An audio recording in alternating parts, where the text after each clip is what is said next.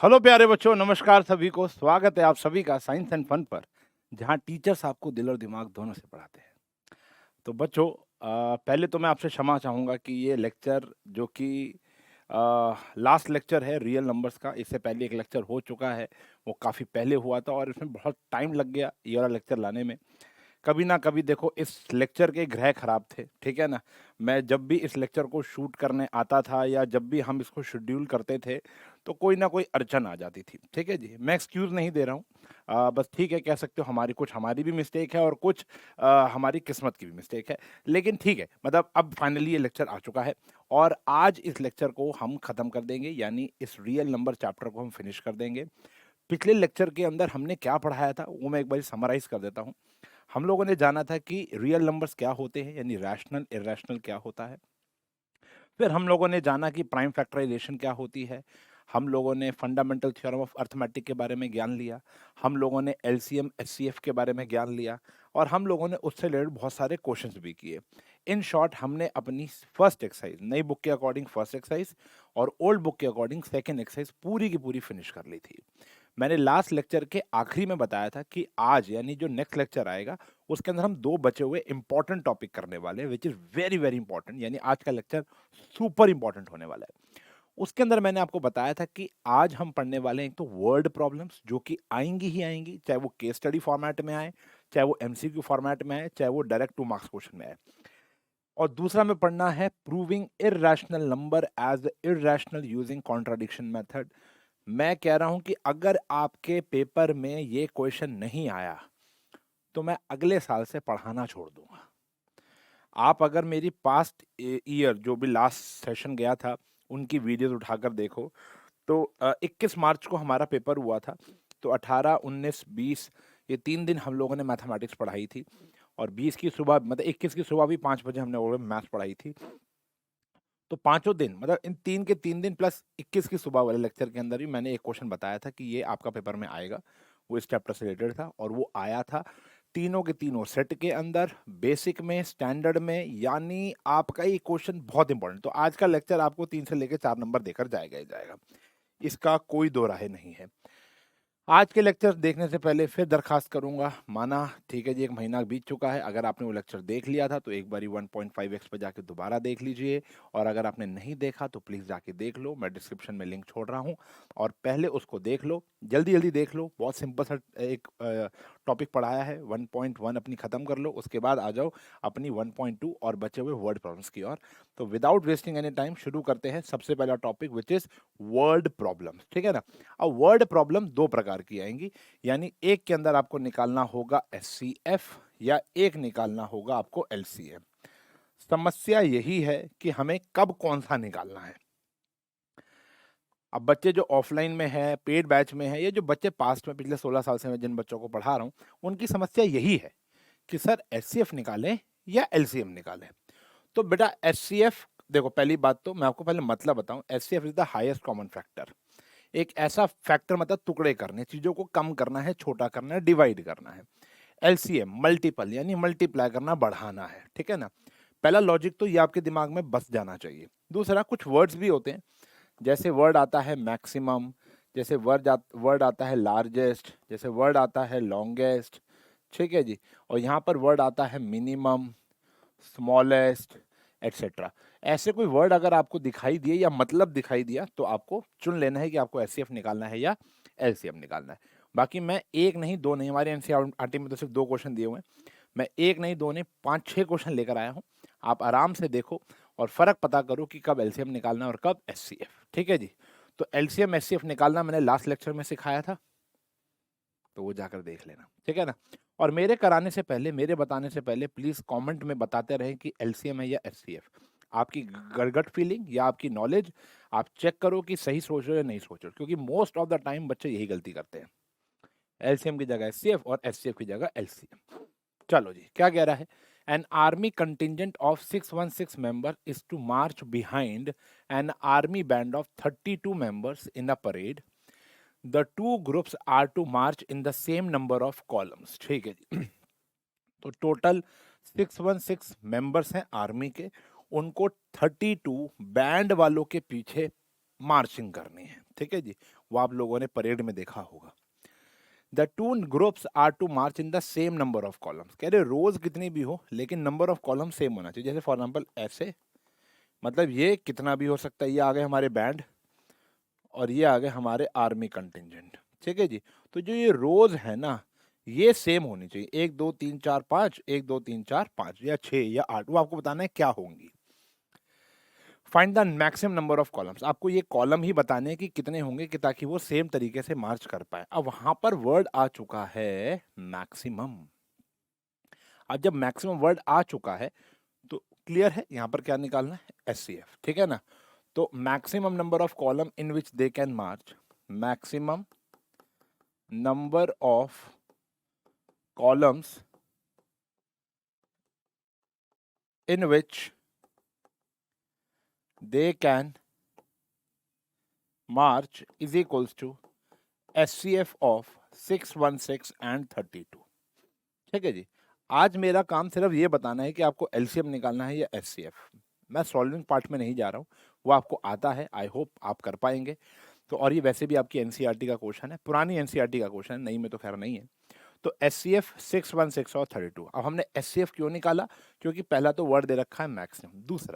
दूसरा कारण क्या है, हमने 6 से 16 लोगों को और 32 लोगों को इस प्रकार डिवाइड करना है कि वो सेम नंबर ऑफ कॉलम में मार्च करें, ठीक है ना। तो यानी एक तो कॉमन सेंस और दूसरा शब्द आप ढूंढें। अच्छा, कभी कभी मैं ऐसा देखा है, मैंने ऐसे क्वेश्चन भी देखे जहां पर मैक्सिमम लिखा तो होता है लेकिन लगता एलसीएम है। तो कॉमन सेंस और वर्ड दोनों को चेक करें, ठीक है ना, सिर्फ वर्ड देखकर ना चले जाए। यहां पर आपको क्या करना था, 616 और 32 लोगों को एक साथ मार्च कराना था सेम नंबर ऑफ कॉलम में। यानी लोगों को मल्टीपल नहीं करना। 616 से बड़ा नंबर नहीं चाहिए, 32 से बड़ा नंबर नहीं चाहिए, हमें तो क्या करना है, 616 और 32 को एक कॉलम में बनाना है। अब कितने कॉलम में वो मार्च करेंगे, रो कितनी भी हो सकती है, कितने कॉलम मार्च करेंगे सेम नंबर ऑफ कॉलम्स हो जाए, यानी we have to divide them, in rows and columns, okay. तो जब डिवाइड करना हो तो एचसीएफ फैक्टर करने, फैक्टर मतलब डिवाइड, ओके। तो यहां पर आप निकालेंगे एचसीएफ ऑफ 616 एंड 32। अगला, there is a circular path around a sports field. Sonia takes 18 minutes to drive one round of the field while Ravi take 12 minutes for the same. Suppose they both start at the same time. देखो अब यहाँ पर क्या है, एक circular path है, this is the starting point. यहाँ से रवि और यहाँ से सोनिया दोनों वॉक करते हैं या ड्राइव करते हैं, जो भी है, ठीक है ना। अब सोनिया को लगते हैं 18 मिनट और रवि को लगते हैं 12 मिनट, ठीक है। कहते हैं suppose they both start at the same point and at the same time. इसी पॉइंट से एक ही समय पर मान लेते हैं सुबह 10 बजे ये दोनों ड्राइव करना शुरू करते हैं, 1 2 3 स्टार्ट, ठीक है ना, ऐसे।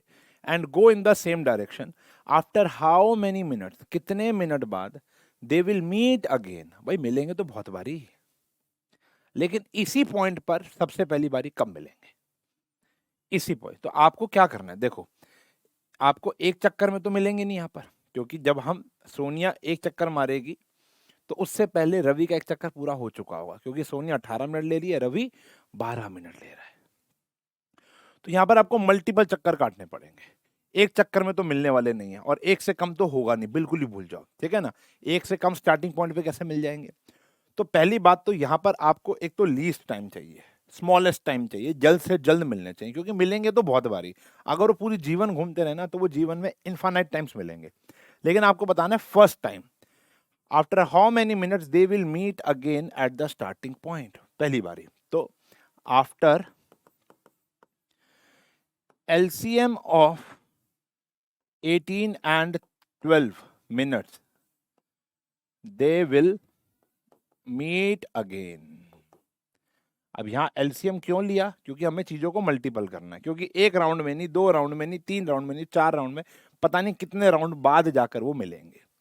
तो अगर हम इनका एलसीएम निकालें, अब एलसीएम कैसे भी निकाल सकते हो, जैसे मैंने सिखाया था वैसे भी, या बचपन वाले तरीके से भी निकाल सकते हो। तो यहाँ पर आया 2 9 और 6, फिर आया 2 9 और 3, फिर आया 3 3 और 1, फिर आया 3 1 और 1, 9 4 36। तो एलसीएम आ गया 36। तो देयरफॉर 36 मिनट बाद। अब मैं बताता हूँ क्या हुआ ये। तो सोनिया के 2 राउंड हो जाएंगे 36 मिनट बाद, और रवि के 3 राउंड हो जाएंगे। 18 मिनट में वो दोबारा यहाँ आ जाएगी, फिर 18 मिनट में वो दोबारा यहाँ आ जाएगी। रवि भी 3 राउंड पूरे करके 18 मिनट 36 मिनट बाद दोबारा यहीं मिल जाएगा। तो this is the way to think. अभी मैं आपको क्वेश्चन तो बता ही दिया, लेकिन आप सोचने का तरीका ढूंढो। मैं दिल और जान से बस आज यही चाहता हूं कि आप ये सोच पाओ, या आप समझ पाओ कि कब एलसीएम निकालना और कब एचसीएफ। माना कि मुश्किल है, बट प्रॉब्लम ये है कि जितनी ज्यादा प्रैक्टिस करोगे, जितनी ज्यादा प्रैक्टिस करोगे, प्रॉब्लम नहीं है, मतलब जितनी ज्यादा प्रैक्टिस करोगे उतना ज्यादा क्लियर होता जाएगा। 2 क्वेश्चन करोगे तो अंधकार में जियोगे, ब्लर रहेगा कि यार कब क्या करना है, ठीक है ना।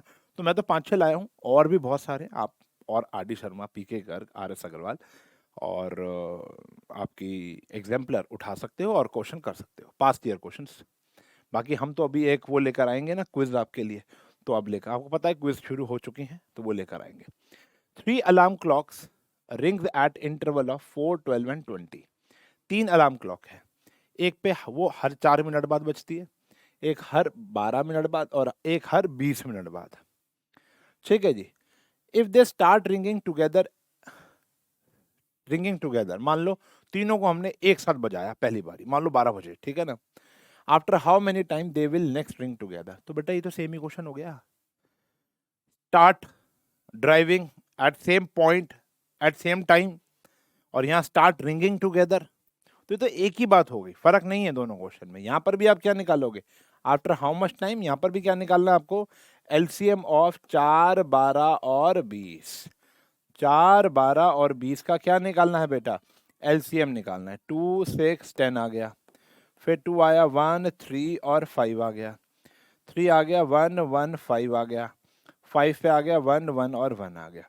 तो 15 दूनी 60, तो 1 घंटे बाद, यह है ना, 15 4 ज़ा 60। तो हमारा एलसीएम आ गया 60 मिनट, यानी 1 घंटे बाद वो दोबारा एक साथ बजेंगे। हर एक घंटे बाद वो दोबारा एक साथ बजना स्टार्ट करेंगे। ठीक है जी। पहले 12 बजे बजे थे ना, फिर 1 बजे, फिर 2 बजे, फिर 3 बजे, ऐसा, वरना अलग अलग आवाजें आएंगी। गॉट इट, समझ में आ गया। क्योंकि यहाँ पर ऑब्वियसली बात है, 4 मिनट से पहले तो नहीं बजेंगे, 4 मिनट के बाद ही इकट्ठे बजेंगे। तो आपने चीजों को मल्टीप्लाई करना है, यहीं से समझ में आ जाता है। 3 sets of English, Hindi, sociology book dealing with the cleanliness have to stacked in a such a way that all the books are stored topic wise and height of each stack is same। मतलब कुछ नहीं है, आपके घर के अंदर एक एक बुक का वार्डरोब कह लो, या बुक का शेल्फ है, उसके अंदर आपने इंग्लिश, हिंदी और सोशलॉजी की किताबों को स्टैक करना है। जो सेक्शन, जैसे हमारे फ्रिज में सेक्शन होते हैं ना, मान लेते हैं सारे सेक्शन सेम है, ठीक है जी, and height of each stack is same. The number of English book is 96, Hindi की बुक्स है 240, और सोशलॉजी की है 336। Assuming that books are of same thickness, सारी बुकनेस जो बुक है वो, उनकी जो मोटाई है वो भी क्या है, एकदम सेम है। Determine the number of stacks of English, आप बताओ इंग्लिश के कितने कॉलम्स बनेंगे, कितनी स्टैक्स पर इंग्लिश की किताबें आएंगी, कितने स्टैक्स पर हिंदी की आएंगी, और कितने स्टैक्स पर सोशलॉजी। अब आपको नहीं लगता कि आपको चीज़ों को डिवाइड करना है, कि भैया पहले इंग्लिश की किताबें लेकर आओ, पहले 2-3 शेल्फ में तो इंग्लिश आएंगी, और फिर उससे ज़्यादा किसकी किताबें हैं आपकी चेक कर सकते हो, हिंदी की तो और ज़्यादा है। मान लो 3 में ही मान लेते हैं, बताएंगे कितने में आएंगी, इंग्लिश की 3 में आई तो उसकी 3 से ज़्यादा में आएंगी, सोशलॉजी की और ज़्यादा में आएंगी। समझ रहे हो, तो ये कहानी है। तो आपको क्या करना है, नंबर ऑफ स्टैक्स बताने हैं ना ईच के, तो आपको क्या करना पड़ेगा, एचसीएफ निकालना पड़ेगा। 96, 240 और कितना था 336 का एचसीएफ निकालना है। क्या निकालना है, एचसीएफ बताता हूँ, देखो ये सॉल्व कर देते हैं। ये आया 48, ये आया 24, ये आया कितना हमारा 12, ये आया हमारा 6, और ये आया हमारा 1। ठीक है जी। फिर यहाँ पर आया था 240, छोटा छोटा करना पड़ेगा। फिर यहाँ पर आया 60, फिर यहाँ पर आया 30, फिर यहाँ पर आया 15, 3 पर आया, ये आ गया। ठीक है जी, अभी तक तो कॉमन आ रहा है 3। अभी तक कॉमन क्या आ रहा है? 3। अच्छा, मैं इसलिए कर रहा हूं क्योंकि यहाँ पर एचसीएफ नहीं पूछा, एचसीएफ के बाद भी एक चीज और पूछे, बताता हूँ अभी मैं आपको। ये आया 336, 2 पे किया 168, फिर 2 पर किया 84, 2 पर किया 42, 2 पर किया 21, 3 पे किया 7 और 7 पे किया 1। अब देखो कॉमन क्या आ रहा है, सॉरी कॉमन क्या आ रहा है, चलो मैं एचसीएफ बताता हूँ यहीं से ही। एक तो कॉमन, एक 2 आ गया, एक ये 2 आ गया, और एक ये 2 आ गया, और एक ये 2 आ गया, तो 4 तो 2 कॉमन आ गए, हाँ या ना? तो 2 इंटू 2 इंटू 2 इंटू 2, ये तो 4 तो 2 कॉमन आ रहे हैं। 1 2 3 4, 1 2 3 4 और 1 2 3 4। उसके बाद एक 3 सब में कॉमन आ रहा है, इनटू में आ गया 3, तो 16 3 का कितना हो गया भैया? 48। तो एचसीएफ आ गया 48। यानी इसका मतलब है एक स्टैक में 48 किताबें आ जाएंगी। तो आप मुझे बताओ इंग्लिश के स्टैक कितने होंगे? इंग्लिश की टोटल 96 किताबें थी और एक स्टैक में यानी एक रो में 48 किताबें आ जाएंगी, तो इसको 2 स्टैक्स की नीड पड़ेगी। ऐसे ही हिंदी की अगर मैं बात करूं तो उसकी 240 किताबें थी और एक स्टैक में 48 आएंगी, तो इसको 5 स्टैक की जरूरत पड़ेगी। और ऐसे ही आप किसकी निकाल लोगे? सोशियोलॉजी की निकाल लोगे, 336 बाय 48। क्लियर है जी? इतनी बात समझ में आ गई? तो ये आपका इंपॉर्टेंट क्वेश्चन बन जाता है, आपको इंग्लिश हिंदी सोशियोलॉजी का इंडिविजुअल स्टैक बताना था।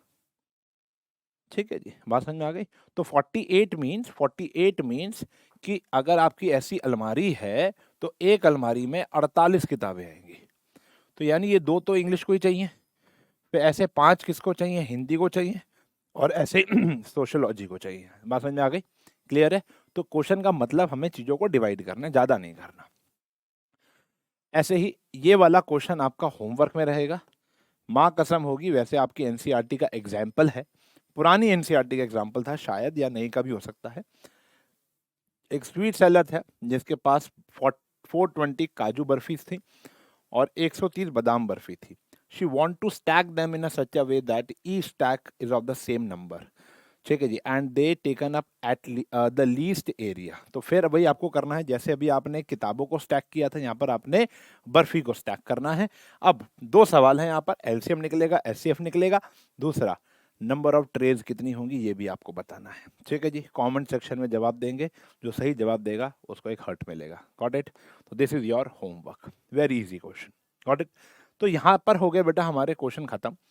वर्ड प्रॉब्लम्स के ऊपर आपने सीधा सीधा बहुत बढ़िया से ध्यान देना है, बहुत अच्छे से ध्यान देना है, ये पेपर में आएंगे। लेकिन जो 100% पेपर में आएगा वो ये है, क्या लिखा है? Proving irrational numbers as irrationals using contradiction method. अब देखो कॉन्ट्राडिक्शन मेथड है क्या? पहली बात तो ये लगता कब है? कॉन्ट्राडिक्शन मेथड दिन में मतलब जीवन में तभी लगेगा जब 2 रास्ते होते हैं, दिन रात, गोरा काला, मोटा पतला, समझ रहे हो? तो कॉन्ट्राडिक्शन मेथड हमेशा तभी लगेगा जब चीजें 2 पहलू की होगी, जैसे रैशनल और इरैशनल, और कोई ऑप्शन है ही नहीं। रियल नंबर या तो रैशनल होते हैं या इरैशनल होते हैं, ऑड या इवन। सिंपल सी बात है ना, मतलब जैसे कभी कभी ना मैं ऑफलाइन वाले बच्चों से पूछता हूँ, मतलब किसे पूछता हूँ कि बताओ भाई 132 कौन सा नंबर है, एग्जाम्पल के तौर पर, वो कहता है सर ऑड। फिर मैं उसको ऐसे देखता हूँ, कहता नहीं नहीं नहीं नहीं इवन। अरे वो तो फिर ऑप्शन ही नहीं बचा ना, जब मैंने तेरे को देखा तब तू बोल रहा है। समझ रहे हो? यानी जो चीज आपने गलती से बोल दी कि भैया वो रैशनल है, और आपको पता चला वो रैशनल नहीं है, तो वो क्या है? इरैशनल है। तो यहां पर भी देखो कहानी गोलमोल हो रही है ना, तो यहां पर भी हमें क्या करना है? कॉन्ट्राडिक्शन। कॉन्ट्राडिक्शन मतलब अपनी ही बात को गलत साबित करना। पहले हम उस नंबर को, जैसे √3 को रैशनल मानेंगे। क्या मानेंगे? रैशनल मानेंगे, और रैशनल मानने के बाद हमें पता चलेगा कि वो रैशनल है ही नहीं। जो चीज रैशनल नहीं है तो वो ऑटोमेटिकली क्या है? इरैशनल। तो हमें इस पाथ पे चलना है। और बताऊं, सारे के सारे क्वेश्चन सेम है, याद करनी है। पहले तो समझ लो, फिर स्टेटमेंट्स को याद कर लो। मतलब ये ऐसा क्वेश्चन है जो शायद ही मैंने अपने जीवन में किसी बच्चे का गलत देखा है। मैंने अगले, जैसे फॉर एग्जाम्पल आज पढ़ा दिया ना, तो 1 हफ्ते बाद अगर मैं आपको बोल लेता हूँ टेस्ट, तो टेस्ट में शायद ही ऐसा कोई बच्चा होगा जो ये क्वेश्चन गलत करेगा, क्योंकि उसको पता है पहली बात तो इंपॉर्टेंट है, दूसरी बात उसको याद ही करना है। देखो स्टेटमेंट वाली मैथमेटिक्स है ये, दिखाता हूँ। कई बच्चों ने तो पढ़ ली होगी स्कूल में।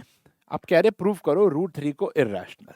ठीक है जी, अब इसको प्रूफ करने के लिए एक दो बातें और जान लेते हैं। सबसे पहले कि अगर एक तो को प्राइम नंबर क्या होते हैं। ठीक है जी, मैंने पिछली क्लास में बताया था लेकिन दोबारा बता देता हूँ कि जब भी हम कोई फ्रैक्शन लिखते हैं, रैशनल लिखते हैं, तो ये ए एंड बी क्या होते हैं, को प्राइम होते हैं। अब what do you mean by को प्राइम, मतलब ये आगे डिवाइड नहीं होने चाहिए। को प्राइम नंबर वो प्राइम नंबर होते हैं, वो नंबर्स होते हैं, वो जरूरी नहीं है प्राइम हो। जैसे फॉर एग्जांपल 4/5, 4 प्राइम नहीं है, बट 4 एंड 5 आर को प्राइम बिकॉज इनका जो एचसीएफ है वो 1 है। इनका जो एचसीएफ है वो क्या है, 1 है, यानी आगे कटेंगे नहीं। ठीक है ना, पहली बात तो ये समझ में आ गई। दूसरा, अगर if a divides b square then a also divides b. अगर ए बी स्क्वायर को डिवाइड कर रहा है तो ए बी को भी डिवाइड करेगा। मान लो 3 जो है वो 27 को डिवाइड कर रहा है, तो 3 27 के स्क्वायर को भी डिवाइड करेगा। उल्टा, अगर मान लेते हैं 4 64 को डिवाइड कर रहा है, तो 4 64 का स्क्वायर रूट यानी 8 को भी डिवाइड करेगा। If a number divides a number then it also divide it square और स्क्वायर रूट, ये ध्यान रखना। ठीक है जी, अब ये बात यहाँ पर लगेगी। अब √3 को इरेशनल प्रूफ करना है, सबसे पहले लेट कर लो, कॉन्ट्राडिक्शन मेथड है। √3 को लेट कर लिया a by b, where a by b is rational number and ab are co-prime। Co-prime मतलब एचसीएफ 1 है। देखो ये हमने पाप कर दिया। एक √3 तो इरेशनल नंबर है, वो कभी भी p/q की फॉर्म में हो ही नहीं सकता। लेकिन हम तो कॉन्ट्राडिक्शन मेथड पे चल रहे हैं, हम तो पहले मानेंगे कि √3 क्या है, रैशनल है। फिर हम एक इस मुकाम पर, इस कंक्लूजन पे पहुंच जाएंगे जहां में लगेगा कि भैया गलती हो गई, मेरे मुंह से निकल गई, मेरी जुबान टूट गई। फिर वहां जाकर हम बोलेंगे sorry, my mistake, my bad. तो वो रैशनल नहीं है, वो क्या है, irrational. This is the contradiction method. ठीक है ना, अब ये आ गया। नाउ अब क्या करना है आपको, स्क्वेयरिंग बोथ साइड। स्टेप्स याद कर लेना, सारे क्वेश्चन सेम है। जैसे मैं √3 करा रहा हूँ ना, तो ऐसे ही आप घर बैठ के √5, √2, √7, √8, √10 कुछ भी कर सकते हो। तो यहाँ पर आ गया 3a² / b², तो 3b² is equals to a²। इसका मतलब है 3a² को डिवाइड कर रहा है। It means 3 divides a²। तो it further means 3 also divides a। अभी मैंने बढ़ाया था, 3 ऑल्सो डिवाइड्स a। अगर 3 a² को डिवाइड कर रहा है तो 3 a को भी डिवाइड करेगा। ओके, तो यानी 3 इज फैक्टर ऑफ a। तो 3 क्या है, फैक्टर आ चुका है a का। ये पहला कंक्लूजन है। ठीक है जी, आगे बढ़ेंगे। अब नाउ लेट कर लो a को 3c, where c is any integer. c is any integer. a को 3c मान लो। अब 3 ही क्यों, क्योंकि क्वेश्चन में √3 है। √5 होता तो 5c, √7 होता तो 7c।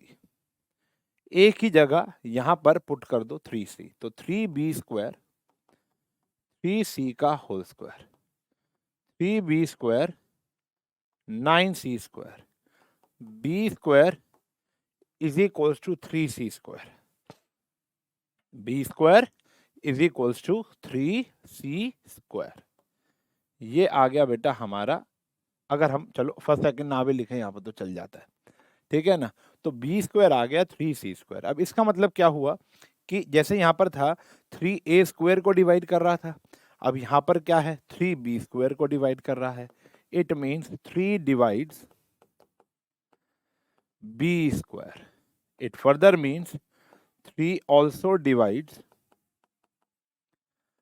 b। तो therefore 3 is also a factor of b. तो 3 जो है वो बी का भी क्या है बेटा, फैक्टर है। यानी therefore 3 is factor of both a and b. 3 a और बी दोनों का क्या हो गया, फैक्टर। आओ एक बार दोबारा चलते हैं। पहले स्क्वायरिंग किया, हमें यहाँ पे आके पता चला कि 3 जो है वो ए स्क्वायर को डिवाइड कर रहा है, तो 3 ए को भी डिवाइड करेगा। 3 अगर ए को डिवाइड कर रहा है यानी वो उसका फैक्टर है। फिर हमने ए को 3c माना, हमने ए की जगह 3c पुट किया, कट किया, तो B square is equal to 3c square आ गया। यानी जो 3 है वो बी स्क्वायर को डिवाइड करेगा। अगर 3 बी स्क्वायर को डिवाइड करेगा तो वो बी को भी डिवाइड करेगा। अगर वो बी को डिवाइड करेगा तो यानी 3 बी का भी फैक्टर है, 3 ए का भी फैक्टर है, 3 बी का भी फैक्टर है, यानी वो दोनों का फैक्टर है। But this contradict the fact that a and b are coprime. But हमने तो माना था कि ए और बी क्या है, को प्राइम है। अब सिलसिला शुरू हो जाएगा। But this contradict the fact that a and b are coprime. A और बी तो क्या होने चाहिए, को प्राइम। ऐसा क्यों हुआ? This contradiction has arisen due to our wrong assumption. ये हमारी assumption ही wrong थी। हमारी assumption क्या wrong थी? Due to our wrong assumption that √3 is rational। हमने गलती से क्या मान लिया था कि √3 is rational। तो सॉरी, अगर जो चीज रैशनल नहीं है तो वो क्या होगी भैया, इरैशनल होगी। सारा गेम ना भैया स्टेटमेंट का है, समझ का है। अच्छे से देखो, रिपीट पर देखो इस क्वेश्चन को, जितना बारी रिपीट पे देख सकते हो देखो, और जितने ज्यादा क्वेश्चन कर सकते हो कर लो, स्टेटमेंट याद हो जाएगी। √2 कर लो, √3 कर लो, √5 कर लो, √6 कर लो, √7 कर लो, √8 कर लो, √10 कर लो। स्टेटमेंट ना याद हुई तो बता देना मेरे को, ठीक है बेटा। तो जितने क्वेश्चन कर सकते हो कर लो। लगेगा टाइम वेस्ट हो रहा है, लेकिन टाइम वेस्ट नहीं हो रहा है, you are learning the statements, ठीक है। तो ये काम कर लो और फिर चैप्टर बल्ले बल्ले हो जाएगा। लेकिन एक प्रकार का क्वेश्चन और बचा है। अच्छा, मान लेते हैं। चलो पहले अगला क्वेश्चन देखते हैं, उसके ऊपर हम करते हैं चर्चा। इस क्वेश्चन में और पिछले क्वेश्चन में क्या फर्क है? इस क्वेश्चन में क्या रखा है, √3 इरेशनल। क्वेश्चन ये भी आ सकता है, प्रूव दैट √2 इरेशनल, या √3 या √5 या √6। तो अगर ऐसा क्वेश्चन आएगा तो आपने ये काम करना है। एक क्वेश्चन और आ सकता है कि प्रूव दैट 3 + 2 √5 इज इरेशनल। सिर्फ इतना लिखा है, तो क्या करें? तो मेरा मानना ये है, और बहुत सारे टीचर्स का मानना ये है, कि पहले आप √5 को इरेशनल कर दो इसी तरीके से। ये तो आ गया। लास्ट में स्टेटमेंट दे देंगे, सिंस √5 इज इरेशनल, तो देयरफॉर 3 + 2 √5 इज ऑल्सो इरेशनल। मान लो इसकी जगह क्वेश्चन आता है 2 √6 इरेशनल प्रूफ करो, तो पहले √6 को इरेशनल प्रूफ कर देंगे, लास्ट में लिख देंगे सिंस √6 इज इरेशनल, तो 2 √6 इज ऑल्सो इरेशनल। मान लो क्वेश्चन आता है √3 + √5 को इरेशनल करो, तो पहले हम √3 को इरेशनल करेंगे, पूरा लिख दिया यहाँ तक। इसके बाद लिख देंगे सिमिलरली √5 इज इरेशनल, तो देयरफॉर √3 + √5 इज इरेशनल। तो ये तो बहुत सिंपल तरीका, और ज्यादातर क्वेश्चन यही मिलेंगे आपको। लेकिन एक इससे छोटा क्वेश्चन है, एक तो होता है ना प्रो मैक्स, ये तो प्रो मैक्स था, एक है लाइट वर्जन।